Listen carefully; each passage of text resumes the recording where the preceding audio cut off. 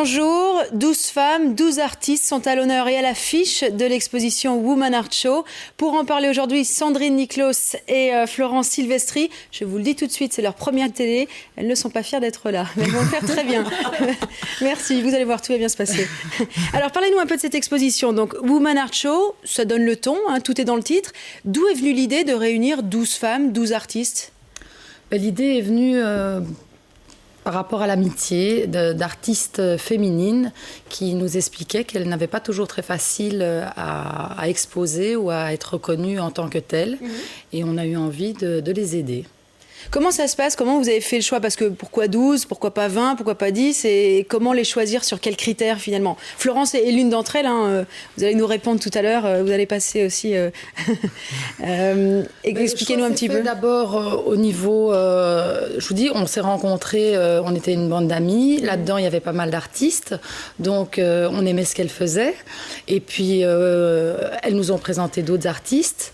Et on organise cela en partenariat avec Médecins Sans Frontières, qu'on aide pour la cause des femmes au Kivu. On en reviendra tout à l'heure, hein, on va revenir en détail. Celles qui avaient envie de s'investir dans cette œuvre nous ont rejoints, et puis on a été un petit peu limité déjà par la place. C'est pas évident d'exposer tous ces tableaux. C'est plus quoi des coups de cœur. On voit justement des images là en ce moment de ces 12 artistes. Il y a un peu de tout. Il y a de la photo, il y a de la sculpture et il y a de la peinture. Comment Florence, là, vous pouvez peut-être nous aider. Au niveau des... Voilà, on vous voit justement, ça tombe bien. Et justement, là, une de vos œuvres. Comment vous les avez choisies, vos œuvres? Il y a combien d'œuvres par artiste, à peu près? 3. Il y a 3 tableaux par artiste, ouais. ou sculpture. Et donc, moi, je les ai choisis parce que j'intègre les sites urbains et que je mets en rapport avec toutes sortes de matières, qui sont les pierres que je ramène de mes voyages. Ouais. Et donc, ça veut dire quoi? Que vous intégrez des matériaux, des objets, du relief? Voilà, du relief qui sont les circuits intégrés, entre autres d'ordinateurs, ouais. Que je mets en rapport avec les sites urbains vus d'en haut, donc les villes. Et que j'utilise aussi beaucoup de sérigraphie, le sable que je ramène de mes nombreux voyages, des ouais. pierres. Et donc, je fais un mix média de tout ça. Et comment on choisit pour une expo comme celle-là, comment on choisit 3 toiles parmi toutes celles que vous possédez? Pourquoi celle-là? Vous vous dites quoi? Celle-là va plus se vendre, ou celle-là représente vraiment mon travail? Qu'est-ce qu'on se dit? Celle-là représente évidemment beaucoup plus mon travail. Donc c'est vraiment, ça a été mon critère de sélection. Et alors, donc nous avons toute la bande là, c'est ça? On voyait justement. Oui. Et là nous avons eu aussi une personne qui nous a aidés pour les sélections des tableaux. C'est-à-dire que nous avons ramené un lot de tableaux de 5 ou 6 toiles. Et donc voilà, on nous a aidés pour la sélection, pour pouvoir présenter tout ça, parce que sinon c'était impossible. À un moment, il s'est retrouvé avec, je ne sais pas, une centaine de tableaux. Ouais. Comment ça se passe? C'est quelqu'un qui s'occupe de l'accrochage? Chaque artiste ne vient pas accrocher ses toiles? Non. On a fait appel à Izzy Gabriel Brachot, à qui on a demandé de venir nous aider pour justement faire la sélection et choisir l'endroit qui allait mettre l'œuvre le plus en valeur. Et ça, comment ça se passe? Donc, comment on décide de mettre une toile, celle-là à gauche, celle-là en entrant, celle-là en face? L'expérience. Ça, c'est tout l'art C'est la lumière qui change quelque chose? La lumière, les couleurs d'un tableau avec un autre. Et ça, je dois dire qu'il nous a été d'un grand secours parce que c'est quelqu'un de très professionnel et je pense qu'il ne s'est pas trompé dans ses choix. Ça, c'est important. Et est-ce que le lieu que vous avez choisi pour l'exposition, hein, je me suis déplacée, c'est une sorte d'entrepôt comme ça? Tout à fait. Ça, c'est important aussi? Disons que ça nous tenait à cœur. On aime bien les endroits avec beaucoup de lumière, assez grands. Vous avez le côté industriel qui était très important aussi. Comment? Et ce qu'il y avait d'intéressant aussi, c'est que dans cette exposition, ça ne reste pas axé sur un artiste. C'est-à-dire que ce n'est pas un artiste qui représente juste ses tableaux. Il a eu justement le génie de mélanger tous les tableaux. Donc le spectateur, quand il vient voir, il peut vraiment aborder l'exposition en regardant tous les tableaux et en ne restant pas axé juste sur l'artiste qui pourrait être susceptible de l'intéresser. Et ça, donc l'expo a lieu jusqu'au 24 mai. L'avantage aussi par rapport à d'autres expos, c'est que vous êtes sur place, hein, les artistes sont là. Est-ce que vous avez déjà eu plein de questions? Parce que souvent on a envie de comprendre pourquoi vous avez mis ça là, comment vous avez constitué une œuvre plutôt qu'une autre. Vous avez déjà eu beaucoup de questions un peu tordues, peut-être des visiteurs?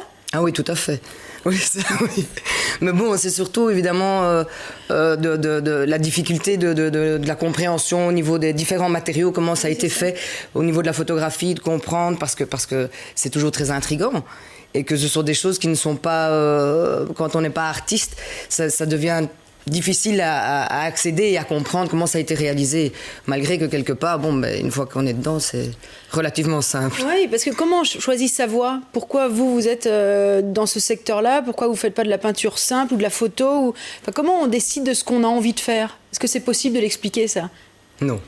Ça, je crois que c'est parce qu'on a vraiment envie de le faire et que, voilà, moi je me suis rendu compte quand je suis partie dans mes voyages aux États-Unis, j'ai rencontré, j'ai été confrontée justement à ces buildings gigantesques. Et quand j'ai regardé les circuits intégrés, j'ai vraiment mis ça en rapport en me disant, mais moi j'ai l'impression que ce sont des villes vues d'en haut. Et donc voilà, tout ça, ce sont des rapprochements qui, au fur et à mesure de voyages, d'expériences, on en arrive à ce résultat-là. Alors, on en vient un peu avec une grosse opération sur l'exposition. Parlez-nous un peu de Médecins sans frontières, de ce que vous préparez, parce que c'est assez particulier comme mise aux enchères, presque. Oui, en fait, chaque artiste a eu la gentillesse de créer une œuvre qu'il a offerte à Médecins sans frontières.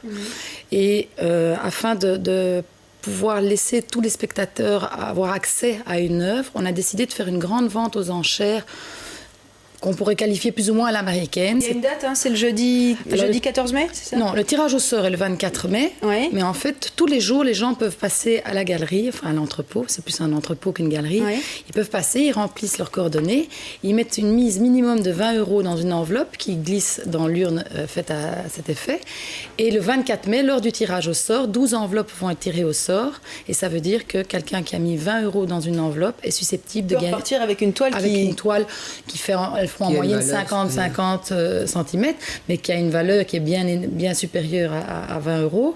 Et au moins, l'art est accessible comme ça à tout le monde. Et en même temps, on défend une cause qui est assez difficile. Avant tout pour la bonne cause aussi. Voilà. Le 14 mai, qu'est-ce qui se passe? Il y a aussi Alors, il y a une grande événement nuit africaine organisée dans l'entrepôt avec la présence de tous les artistes.